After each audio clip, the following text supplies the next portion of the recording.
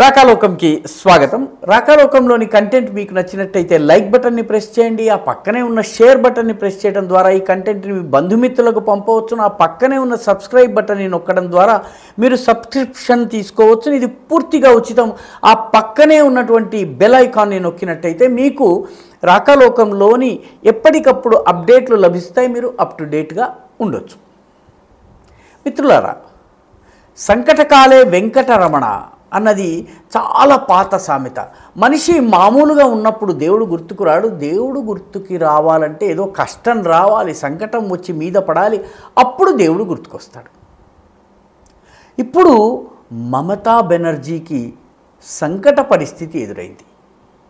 పశ్చిమ బెంగాల్లో బీజేపీ నానాటికి బలపడుతోంది. బీజేపీ అభ్యర్థులు గట్టి పోటీనిస్తున్నారు.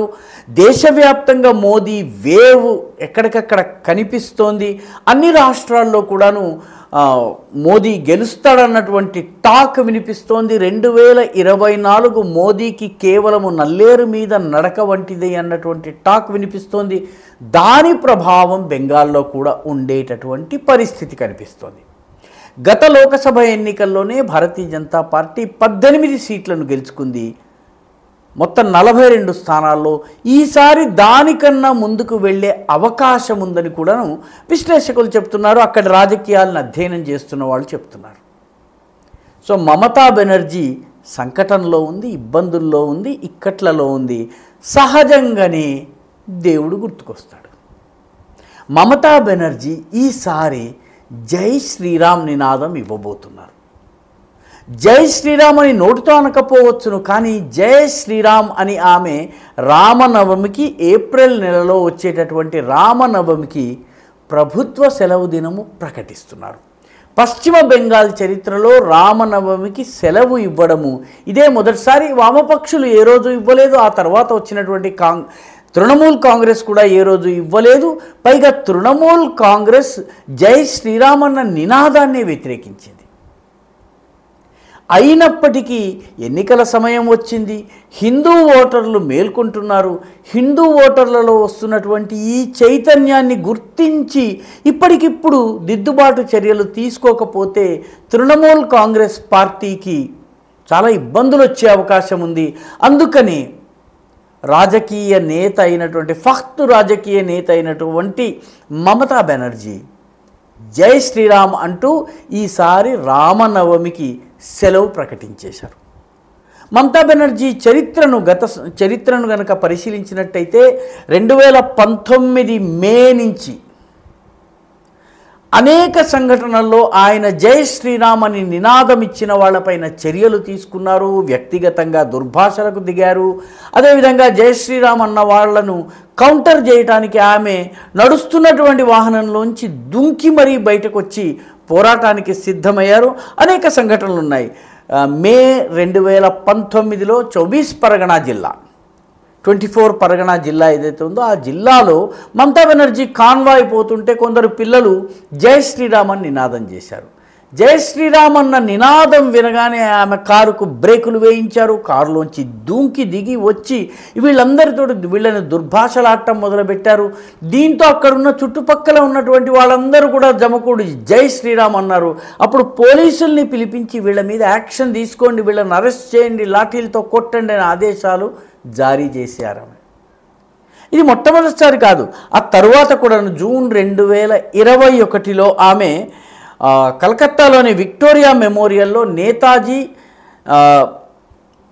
జయంతికి సంబంధించిన కార్యక్రమాలు జరుగుతుంటే ఆ కార్యక్రమంలో ప్రధానమంత్రితో పాటు ఆమె డయస్ని షేర్ చేసుకున్నారు, వేదికని పంచుకున్నారు.